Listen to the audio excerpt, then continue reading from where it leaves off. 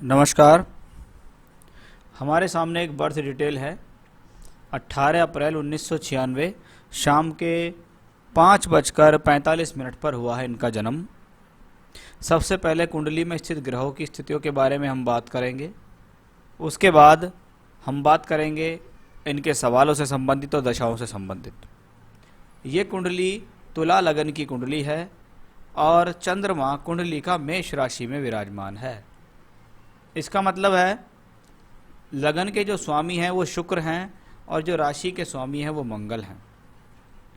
लगन, तुला लगन एक बैलेंसिंग लगन होता है। तुला का मतलब होता है बैलेंस, कांटा, यानी किसी भी चीज़ को बैलेंस करना, या व्यक्ति के अंदर क्षमताएं होती हैं किसी भी परिस्थिति के अंदर चल के जीवन यापन कर सकता है।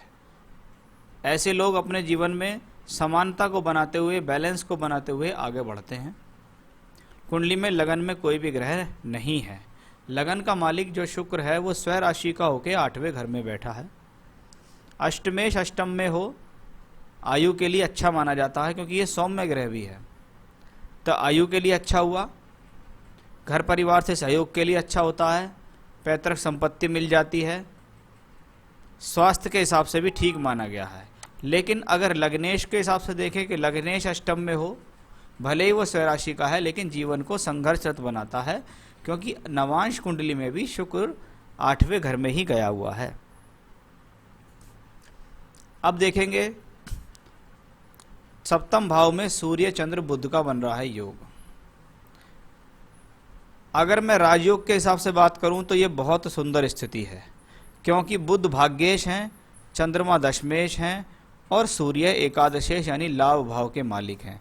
अब भाग्य, कर्म और लाभ के मालिक ने सप्तम भाव में बनाया बहुत बढ़िया राजयोग। इसका मतलब है व्यक्ति को जीवन में भाग्य, कर्म और लाभ तीनों का एक कॉम्बिनेशन मिलेगा, यानी व्यक्ति अपने जीवन में कर्म करते हुए अपने भाग्य को बनाएगा और उसको लाभ की स्थितियाँ भी अच्छी रहेंगी। ये बहुत अच्छी कैटेगरी का एक राजयोग आपकी कुंडली के अंदर यहाँ दिखाई दिया है।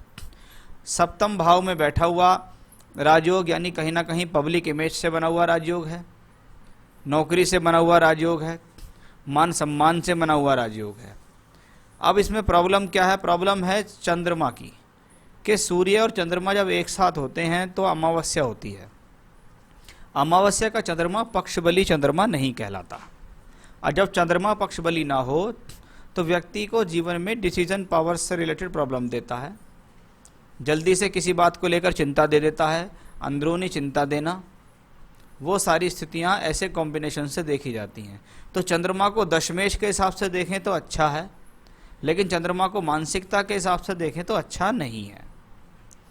लेकिन नवांश कुंडली में चंद्रमा की पोजीशन मजबूत हुई है, स्वयं राशि का हुआ है। इसका मतलब व्यक्ति कैसी भी परिस्थिति में हो उसमें पढ़ने के बाद आसानी से निकल भी जाएगा और फायदा भी लेगा। चंद्रमा यहाँ 11 डिग्री 45 मिनट का है। इसको कहते हैं हम मेष राशि में अश्वनी नक्षत्र में बैठा हुआ ग्रह, यानी आप मूलों में पैदा हुए। सूर्य भी यहाँ केतु के ही नक्षत्र में है।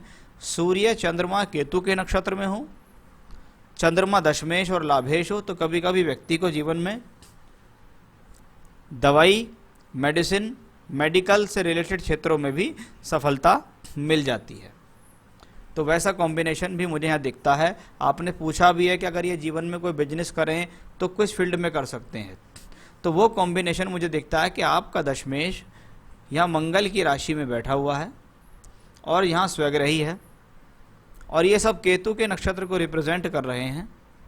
केतु 6ठे घर में बैठा हुआ है। इसका मतलब जो भी मैंने आपको मेडिसिन से रिलेटेड कार्य बताया है उस क्षेत्र में ऐसा व्यक्ति सफलता हासिल कर सकता है। बाकी अभी कुंडली को और तरीके से भी जज करेंगे। सूर्य को देखिएगा कि सूर्य आपका लाभेश होके उच्च का होके बैठा हुआ सप्तम भाव में, और यही सूर्य नवांश में भी 7th हाउस में भी है। इसका मतलब कहीं ना कहीं शादी के बाद भी जीवन में तरक्की होंगी और पत्नी भी किसी न किसी प्रकार से वर्किंग या कुछ अच्छा कार्य करने वाली होगी। सप्तम भाव का जो मालिक है मंगल, वो बैठा हुआ है अपने से द्वादश में। ये थोड़ा सा एक समस्या का विषय है कि कुंडली में शनि, केतु और मंगल 6ठे घर में हैं। अब मंगल सप्तमेश होकर जब यहाँ हो तो थोड़ा विवाह में विलंब कराता है और पत्नी के साथ शुरुआती तालमेल में प्रॉब्लम देता है।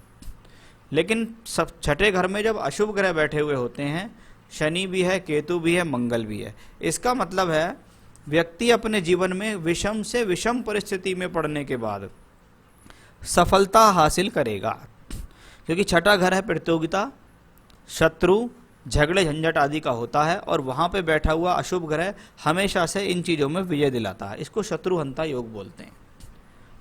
अब आप देखिएगा कि चतुर्थेश भी है और पंचमेश भी है, शनि छठे घर में है। पंचमेश का छठे घर में जाना एजुकेशन को लेकर समस्या देता है, एजुकेशन को रुकवा देता है, एजुकेशन में कठिनाई देता है, आसानी से एजुकेशन नहीं होने देता, ऐसा कह सकते हैं। उसके अलावा चतुर्थेश जब बैठा हो छठे घर के अंदर तो व्यक्ति के जीवन में स्वयं के बल पर मकान बनाने में काफ़ी एफर्ट्स लग जाते हैं, मकान से संबंधित सुख प्राप्ति में एफर्ट्स लगते हैं। कभी कभी स्वयं द्वारा खरीदी हुई प्रॉपर्टी किसी प्रकार की प्रॉब्लम, परेशानी, कर्ज आदि के कारण बिक भी जाती है। यानी व्यक्ति ने कोई ज़मीन ली कि चलो मैं इससे कोई काम करूंगा, तो व्यक्ति का किसी न किसी कारण से वो ज़मीन प्रॉपर्टी बिक जाती है।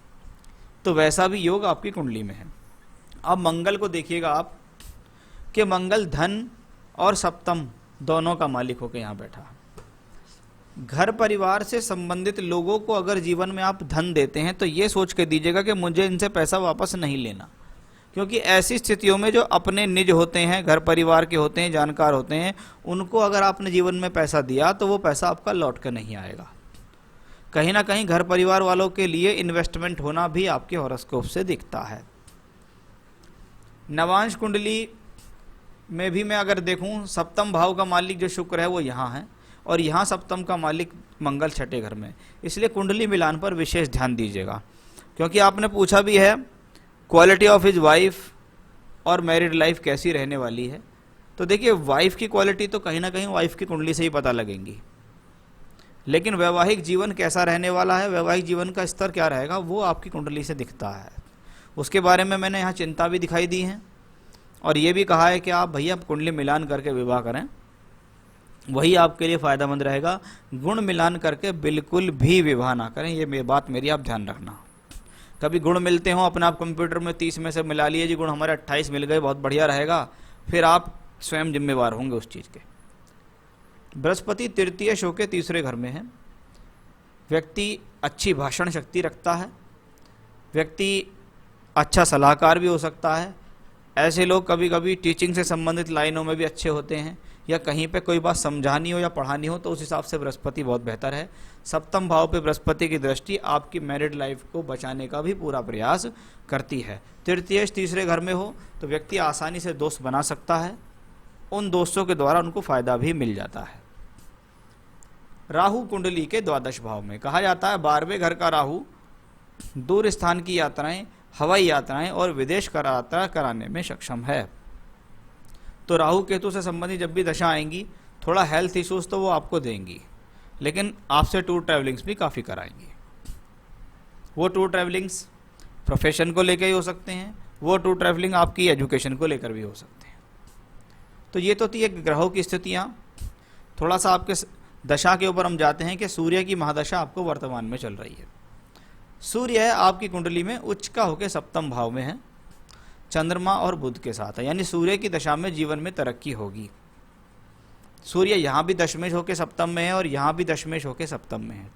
और आपने मुझसे पूछा है सवाल, whether he will get government service expected year.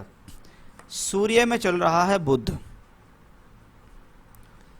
उसके बाद आएगा सूर्य में केतु, फिर आएगा सूर्य में शुक्र। मैं ये तो नहीं कह सकता कि भाई साहब इस वर्ष सरकारी नौकरी लग रही है, क्योंकि इतने मजबूत योग नहीं है, लेकिन ये पक्की बात है कि जून 2023 तक इस व्यक्ति को इतनी बेहतरीन दशाएं चल रही हैं कि इनको ज़्यादा से ज़्यादा ध्यान अपनी पढ़ाई और अपनी तैयारी पे देना चाहिए। ये व्यक्ति अच्छी नौकरी लेगा, सरकारी नौकरी लेगा और भविष्य में तरक्की करने वाली नौकरियां इनके पास होंगी, क्योंकि सूर्य से जो अगली दशा चंद्रमा की 10 वर्षों की इनके जीवन में आ रही है, वो भी कहीं ना कहीं राजयोग धनयोग में लिप्त है। इसका मतलब व्यक्ति को जीवन में अच्छे अवसर प्रदान होने वाले हैं भविष्य में। बिजनेस से संबंधित स्थितियां मुझे इस हॉरोस्कोप में कम दिखाई देती हैं। मैं ऐसे लोगों को कहूँगा कि भाई साहब आप अपनी पढ़ाई पर ही ध्यान दो, अभी आपकी 24 साल की उम्र है, 25 साल की है सॉरी, तो आपके पास बहुत अच्छा समय है। जीवन में 2-3 साल और कैडर करके तैयारी करो, आपका सिलेक्शन कहीं ना कहीं हो जाएगा और आप अपने जीवन में अच्छी तरक्की करेंगे। क्योंकि आगे जो दशाएं आ रही हैं वो प्रोग्रेसिव दशाएं हैं। चंद्रमा की महादशा आएगी 10 साल की, वो जीवन में अच्छे तरक्की प्रमोशंस देगी आपको, तो आप उसी तरफ अपना ज़्यादा ध्यान दिलाइएगा। साथ ही साथ अगर घर परिवार में कोई बिजनेस होता हो, अगर बिजनेस की बात करें, आपके घर परिवार में अगर कोई बिजनेस होता हो तो ही आप बिजनेस को ज्वाइन करें, नहीं तो आप नौकरी पर ज़्यादा ध्यान दें। चलिए, ये हुआ। आपने कहा रिगार्डिंग मैरिज, वो भी मैंने आपको बताया। शादी का समय देख लेता हूँ थोड़ा, कि भी सूर्य की दशा अभी चल रही है, अभी फिर आएगी सूर्य में शुक्र। सूर्य में शुक्र भी इतना बेहतरीन मुझे दिखता नहीं।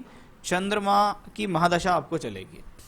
चंद्रमा में जब मंगल का पीरियड आएगा, यानी 2024 और 2025, वो मुझे आपके जीवन में शादी के लिए ज़्यादा अच्छा समय दिखाई दे रहा है। उसी दौरान शादी करेंगे तो बेहतर रहेगा, उससे पहले सिर्फ अपने करियर पर ध्यान दीजिए। तो इनसे जुड़ी हुई जो भी स्थितियां थी, करियर वाइज मुझे बेटर दिखाई दे रहा है, नौकरी के क्षेत्र में दिख रहा है, सरकारी क्षेत्र में दिख रहा है, मान सम्मान भी दिखाई दे रहा है। कुंडली मिलान करके ध्यान देना होगा, अदरवाइज मैरिड लाइफ में प्रॉब्लम आ सकती है। तो वो सारी की सारी चीज़ें मुझे आपके इस चार्ट में दिखाई दी हैं। जो सावधानी थी वो मैंने आपको बताई हैं। जब चंद्रमा सूर्य के साथ मंगल की राशि में होता है तो व्यक्ति को थोड़ा सा जल्दबाजी से बचना चाहिए। ऐसी स्थिति में आप एक पन्ना रतन तो अवश्य धारण कर लीजिएगा। एक सीधे हाथ की कनिष्ठ उंगली में एक पन्ना रतन आप हमसे प्राप्त कीजिए, हम आपको चांदी की अंगूठी में बनवा कर भेजेंगे। तरीका बताएंगे किस दिन किस तरीके से आपको वो पहनना है। तो वो एक अच्छा सा एक पन्ना आप धारण कीजिए, आपकी प्रोफेशनल और एजुकेशनल लाइफ दोनों के लिए बहुत अच्छा रहेगा। साथ ही साथ आप भगवान शिव की स्तुति किया कीजिए। ओम नमः शिवाय का मानसिक जाप कर सकते हैं, रुद्राष्टकम का पाठ कर सकते हैं, लिंगाष्टकम का पाठ कर सकते हैं, शिव चालीसा, शिव जी की आरती कर सकते हैं। ये आपके लिए बहुत जरूरी है, क्योंकि ये सारी चीज़ें आपको मानसिक शांति देंगी। जितना आप मानसिक रूप से शांत रहेंगे उतना आप जीवन में तरक्की करेंगे। उसके अलावा कोई बेकार की और कोई पूजा करने की आपको ज़रूरत नहीं है। सिर्फ जो चीज़ें बताइए वो कीजिए, मेडिटेशन किया कीजिए, क्योंकि आपका चंद्रमा जितना मजबूत होगा उतना ही आपके लिए बेहतर होगा। इसलिए मैंने आपको कोई ज़्यादा पूजा नहीं बताई, लेकिन जितनी बताइए उनको कीजिए अवश्य। और एक रतन बताया वो आप हमसे प्राप्त कर सकते हैं। तो हॉरोस्कोप भविष्य के हिसाब से बेहतर है। अपनी योजनाओं पे काम कीजिए, सही तरीके से काम कीजिए, आपको आने वाले समय में अच्छी खासी तरक्की अवश्य मिलेगी, इसमें कोई भी संदेह नहीं है। साथ ही साथ वर्तमान में भी मंगल की प्रत्यंतर है, उसके बाद राहु की प्रत्यंतर है।